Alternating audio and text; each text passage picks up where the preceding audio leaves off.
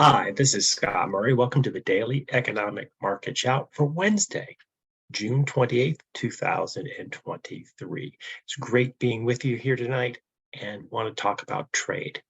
Good trade numbers in terms of the deficit went down, right? We saw a spike 15 billion in April.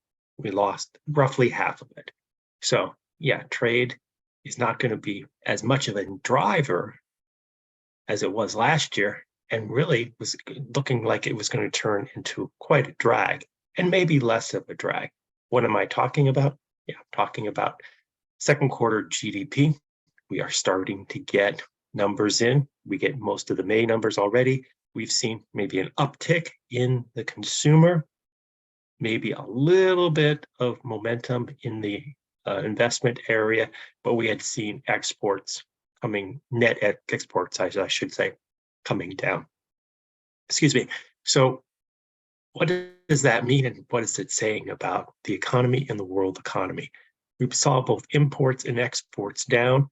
We've actually seen imports fall, which is actually kind of maybe a healthy sign, meaning that supply chain disruption is over. We were running very healthy import numbers, even moving up to 300 billion on a monthly basis.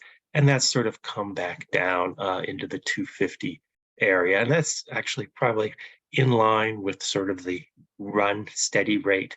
So that's telling us that not as much. And so that's actually helped bring the trade balance down. And of course, imports are a drag. Why? Because GDP is gross domestic product, and gross domestic product is domestic. Therefore, if it's bought here but not made here, we have to actually take it out of the consumption number. We do that by creating a net export element. Now, the lingering news is the fact that exports are down. And that's telling us that the world demand is not as strong. One element of it, and one element that actually drove the number down, was natural gas. And you're wondering, whoa, that's kind of interesting. Net exports natural gas. Yes, we've seen a surge in liquid natural gas shipments. We've seen, particularly in the Permian Basin, an increase in supply of natural gas. Ships are now carrying them liquefied. So pretty, remember, it's 4 times less dense than oil.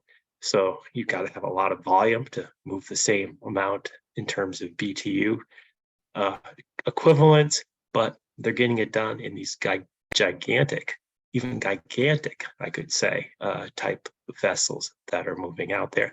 But we saw natural gas in lots of time in May under 250. It's come back up a little bit. That's 10,000 mega 10,000 million BTU units that it trades at. So that's telling you with the price. Remember, last year as the war started, we saw that run around $9. So considerably low value, but it's a decline in the price, and that's taking away from the exports. We have seen some stabilization also on the auto numbers. And so that's comforting with that. So when we get into other details, as I mentioned, consumer goods, computers, in those areas, exports have actually been a little healthier. So maybe some hope in that area that the trade situation, the export market is going to hang in there. It's actually been holding in better from the ISM manufacturing numbers. We've seen new orders dropping, but we've seen the export numbers staying about the same, around 50, about in that leveled area. So, trade less worse, but still problematic signs on the export markets for the U.S. Manufacturers. We also got a view of inventories. We do like to look into inventories and seeing where companies are.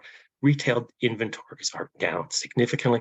That is ex auto. Auto is up 27% year over year. So the restocking of the dealerships is still continuing on. But when we take out that, we see, particularly given the level of sales that we're seeing, Remember, these numbers are nominal, so they're taking in the higher inflation element along with it. So a good sense, maybe a little leaner than we may want to be. But if we look at the possibility of the negative economic growth coming at the end of this year, then I think that'd be constructive. We see non-durables in the same boat on the wholesale side of the equation. So that's giving us at least some pause that companies are in a little better shape. They're mining the store, which is always good, particularly when we have some sense of weakness coming forward. The last one I'd like to mention today is we did get a third increase in purchases. We're now over the last 3 weeks up 12% in purchase mortgage applications. That's another healthy sign. We're staying around, 270, 675, 650 on the 10-year. That's 90 basis points up from a year ago.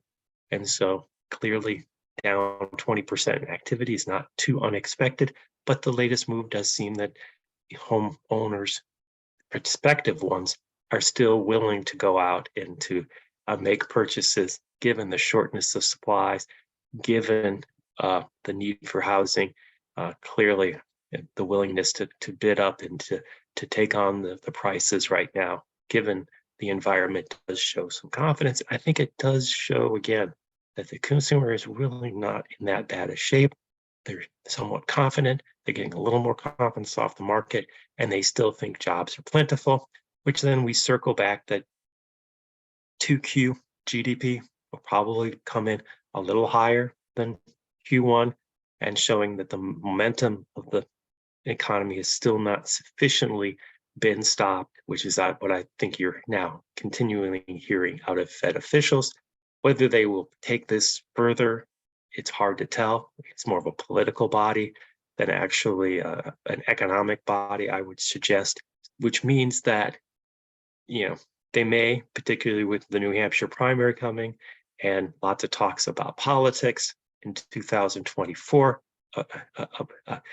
soon to be upon us, I think we're going to see a less eagerness to heighten rates, more eagerness to talk about it than actually do it as we move forward. This is Scott Murray for the Daily Economic Market Chat. Thanks for joining me.